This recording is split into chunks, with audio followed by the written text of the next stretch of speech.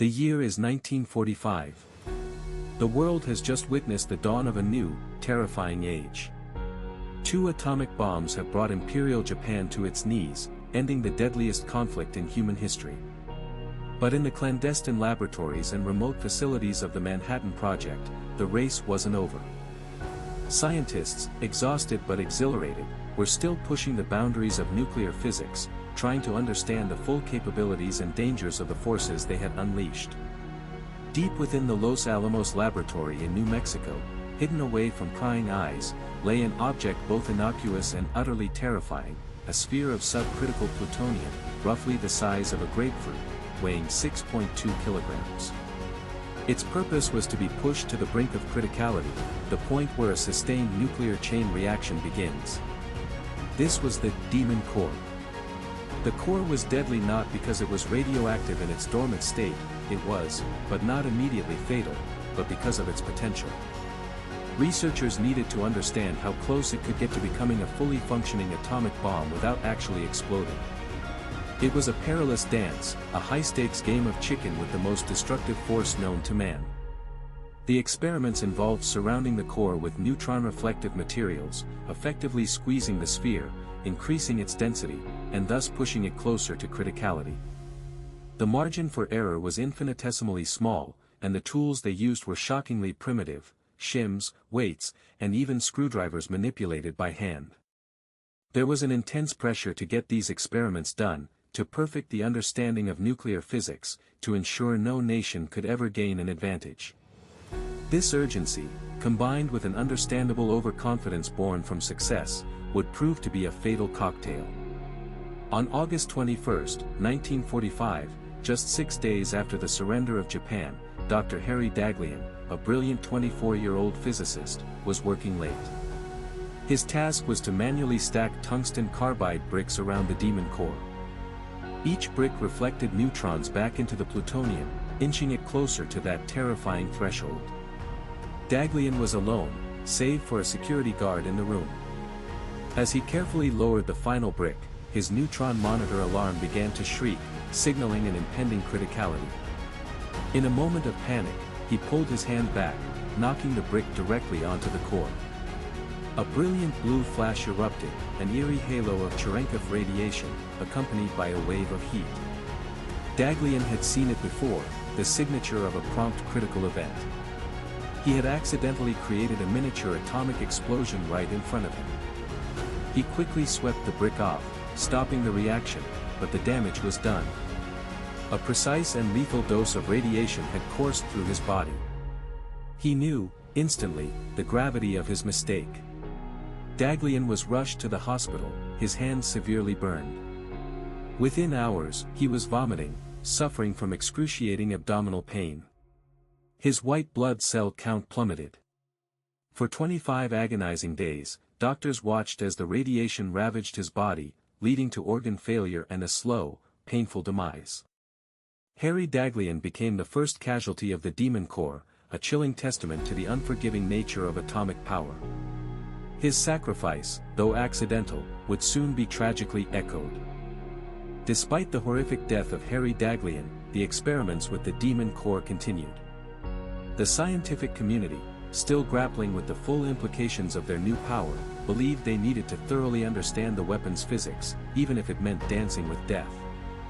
Safety protocols were reviewed, but ultimately, the ethos of hands-on experimentation, a relic of a pre-nuclear era, persisted. A few months later, the core was transferred to another brilliant physicist, Dr. Louis Slotin, a charismatic 35-year-old Canadian who had personally helped assemble the gadget, the first atomic bomb, for the Trinity test. Slotin, known for his audacious confidence and a certain flair for showmanship, had developed his own controversial method for conducting criticality experiments, one that involved an even greater level of manual dexterity and risk. It was a technique known as tickling the dragon's tail. On May 21, 1946, Slotin and his colleagues were demonstrating their criticality experiment to several observers. The core, housed within 2 beryllium hemispheres, was designed to be slowly brought together, with a small gap maintained between them by a screwdriver. This gap was crucial, it prevented the core from going supercritical.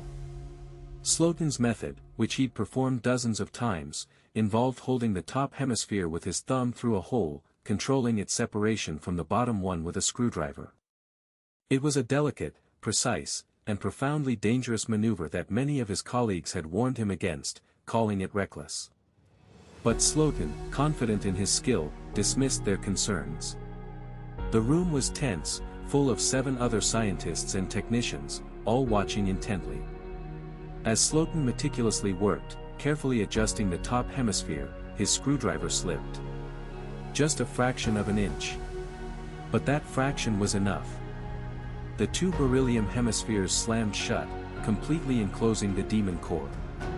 Instantly, the room was bathed in another brilliant, unearthly blue flash, a silent scream of ionizing radiation.